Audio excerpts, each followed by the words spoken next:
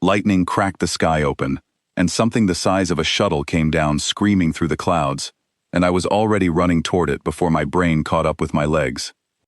My name is Ellie Marsh, and I am the only field medic assigned to a research outpost on a rock called Varan 6, 3 days from the nearest starport by transport ship, and about 1,000 light-years from anyone who could tell me what to do when an alien war machine falls out of the sky during a storm. The impact threw mud 50 feet into the air. My rover's sensors screamed a heat signature warning, and every rule in the Colonial Medical Corps handbook told me to stay inside, lock the doors, and report the crash to command in the morning. I did not follow that rule. I never do when someone might be dying.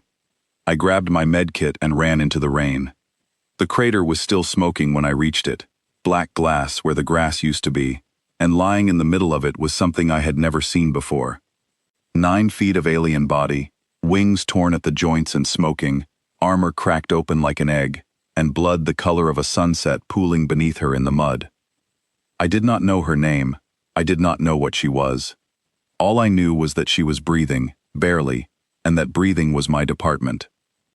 I slid down into the crater, my boots sinking past the ankle, and got my hands on her without thinking twice. Her skin was warm, too warm, feverish in a way that told me something inside her was working too hard trying to keep her alive. I found a pulse point low on her chest, and it was doing something strange, a double beat, like 2 hearts trying to sync and failing. I did not have time to be afraid. Fear is a luxury you get to feel after the patient is stable, not during. I cut away the ruined armor plating with my trauma shears, and underneath it, the wounds made no sense to me. They were not simple cuts or breaks. They looked cauterized, like something had punched clean through metal and flesh in the same motion, leaving edges too clean for any accident I had ever treated. Whatever had done this to her had done it on purpose. I packed the wounds with everything I had, pressed dressings against the worst of the bleeding, and ran 2 lines of fluid into her, using a compatibility scanner that had never once been tested on anything like this. I was guessing. I was always guessing. That night I was guessing with someone's life in my hands, and the rain would not stop, and the thunder kept rolling over us, like the sky itself was angry that I had found her before it could finish the job. 2 hours in, her eyes opened. They were black, rimmed with a burning gold, and they found my face with an expression I can only describe as confusion mixed with something close to disbelief. "You are touching me," she said, and her voice came out doubled, 2 tones speaking the same words a half-second apart. "I am treating you," I told her, both hands still pressed against the wound in her side. "There is a difference. Hold still, or you are going to tear the dressing loose and we start over." "Do you know what I am?" she asked, each word slow and deliberate, like she was testing whether the language could carry the weight of the question. "A patient," I said, "currently my least favorite kind, because you keep talking instead of holding still." I did not know it yet, but I was talking to Vashira Keth Ol Dremar, the ruler of the 13 Compacts, a woman whose name alone had stopped 3 wars because no one wanted to find out what happened if they made her actually fight. To me, in that crater, she was just a very large, very injured stranger, and I treated her the only way I know how to treat anyone. Something crossed her face that I did not understand then. Later I would learn it was surprise, the kind that comes from being spoken to like an ordinary person for the first time in longer than she could remember. She did not tell me who she was. I did not ask.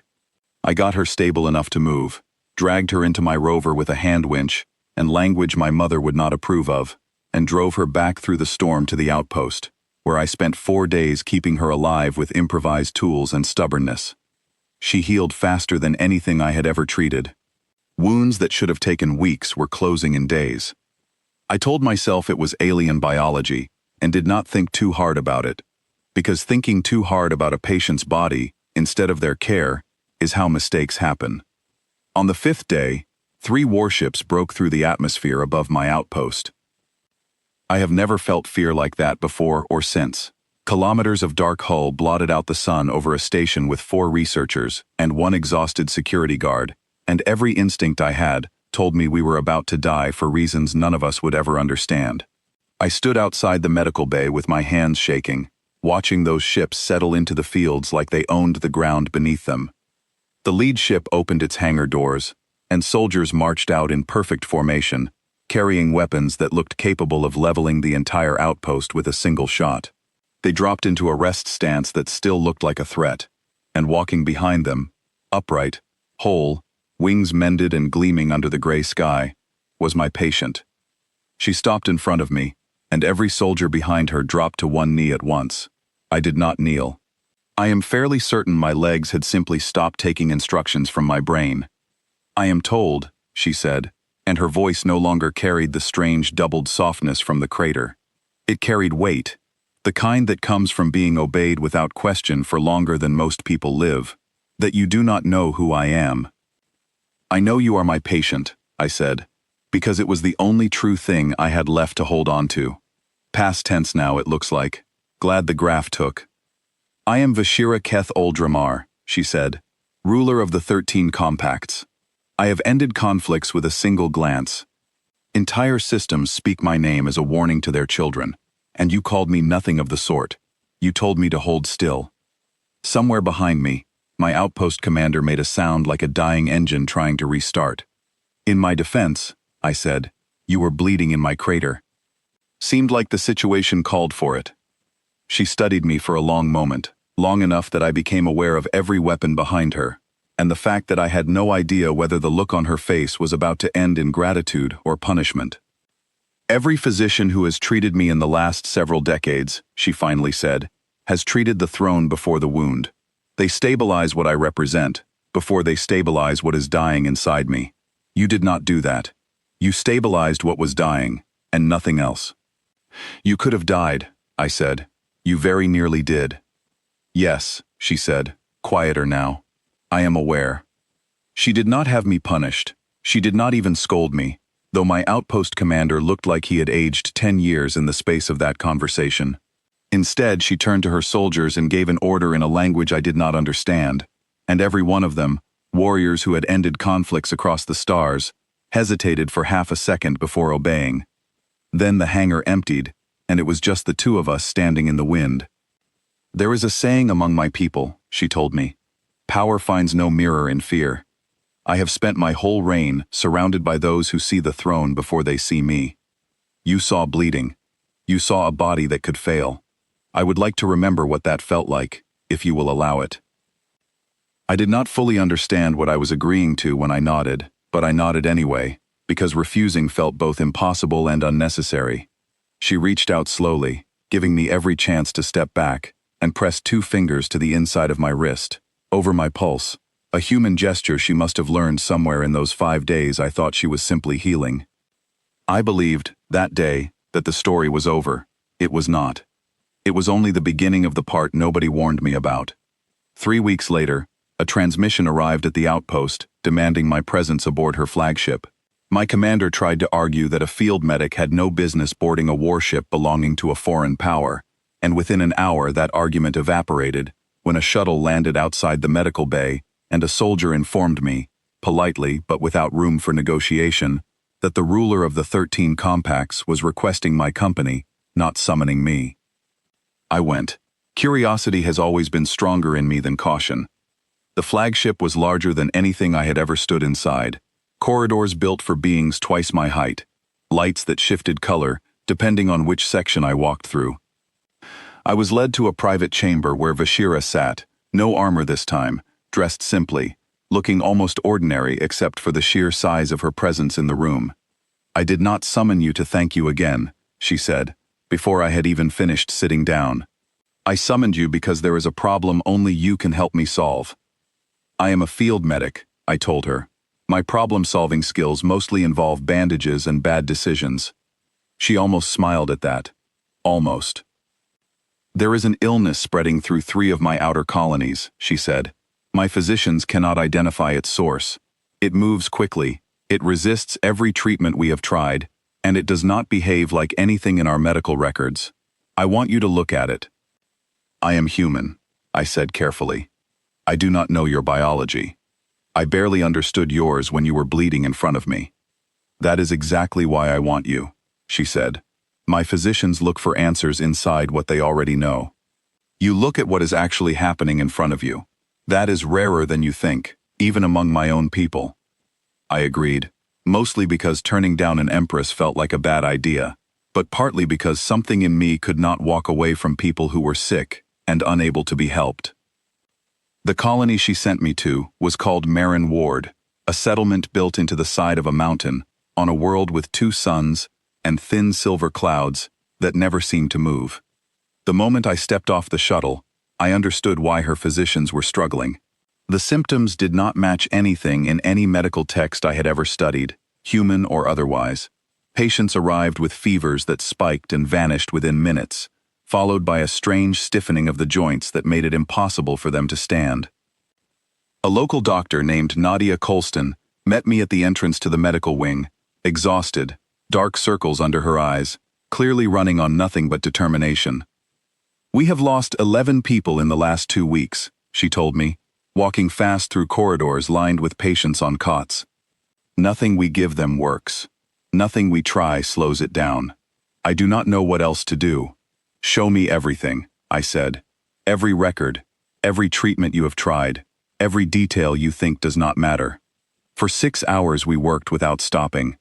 I compared symptom charts, cross-referenced treatment failures, and slowly, a pattern began to surface that nobody else had noticed, because nobody else had thought to look outside the illness itself.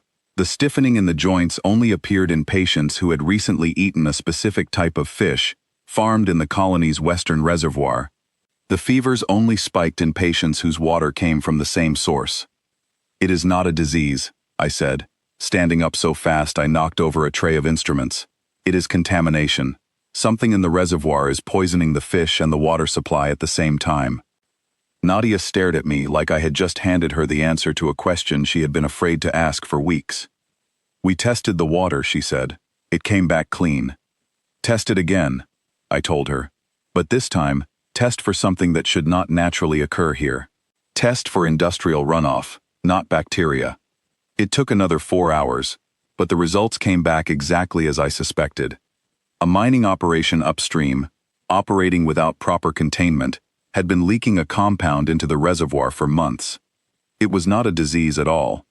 It was slow poisoning, and every single physician on the colony had been treating symptoms while missing the cause entirely. Within 2 days, the mining operation was shut down, the reservoir was being filtered, and the patients who had not yet succumbed began recovering almost immediately. Nadia hugged me so hard she nearly cracked one of my ribs, and for the first time in weeks, the colony sounded like it was breathing again, instead of holding its breath. When I returned to the flagship to report what I had found, Bashira listened without interrupting once, her expression unreadable until I finished. "11 of my people died before you arrived," she said quietly, "and it took you 2 days to find what my own physicians could not find in 3 weeks. "They were looking at the illness," I said. "I looked at everything around it. Sometimes the answer is not inside the wound. It is in what put the wound there in the first place." She was quiet for a long moment, staring at nothing in particular, and when she spoke again, her voice had changed, softer, almost uncertain in a way I had never heard from her. "I have ruled for a very long time," she said. "I have made decisions that ended lives and decisions that saved them, and I have grown accustomed to believing that strength alone keeps my people safe. You have shown me, twice now, that strength without attention is simply another way to fail the people depending on you." "I do not think you failed anyone," I told her. "You just needed someone to look at things differently." "Then stay," she said, and the request landed heavier than I expected, not as a prisoner, not as a subject, as someone whose way of looking at things this empire desperately needs.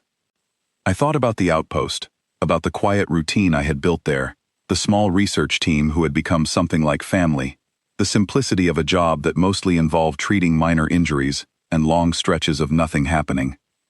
And then I thought about Marin Ward, about Nadia's exhausted face lighting up when the answer finally came, about 11 names I would never forget because I arrived 2 days too late for them. "I cannot stay forever," I told her honestly, "but I will stay long enough to build something that outlasts me. Train your physicians to look the way I look. Give them the freedom to question what they already believe. That will help your people more than I ever could alone." She agreed, And over the following months, I worked alongside her physicians, teaching them to widen their view, to look beyond the obvious symptom, toward the story surrounding it. It was not always smooth. Some resented taking guidance from someone they considered an outsider, a smaller, softer species, with none of their advanced knowledge. But slowly, case by case, mistake by mistake, they began to trust the method, even when they still doubted me. Word of what happened at Marin Ward spread across the 13 compacts faster than any official announcement could have managed. Colonies that had once viewed humans with suspicion began requesting medical liaisons of their own. Diplomats who had spent years negotiating trade agreements found doors opening that had been closed for a generation, all because of a story about a field medic who once told an empress to hold still. I never set out to change anything beyond the immediate wound in front of me. That is the strange truth of it. I was never trying to build peace between two civilizations, never trying to reshape the future of an empire.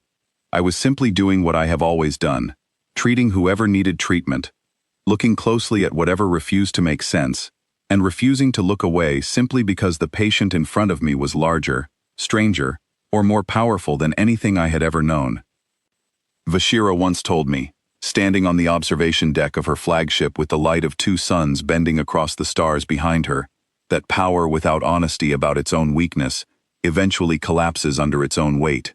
She had spent decades being feared, and feared rulers, she said, often stop hearing the truth long before they stop hearing anything at all. I had given her something rarer than medicine. I had given her a moment where she was simply a person who could be hurt, and helped, and told to hold still. I still think about that storm sometimes, the mud, the rain, the strange feeling of running toward danger instead of away from it. I did not know, that night, that I was kneeling beside the most powerful warrior in the galaxy. I only knew that someone was bleeding, and that I could not walk away. Maybe that is the whole point. The people who change everything rarely know they are doing it in the moment. They are just doing their job, treating the wound in front of them, refusing to look away, one patient at a time, until somehow, without meaning to, they have changed the shape of everything around them. I am still Ellie Marsh, still a field medic, still more comfortable holding a medkit than a title. But somewhere across the stars, an empire that once feared nothing, now remembers what it means to be cared for instead of obeyed. And it started with a woman who fell out of the sky, and a medic who never bothered to ask her name before deciding to save her life.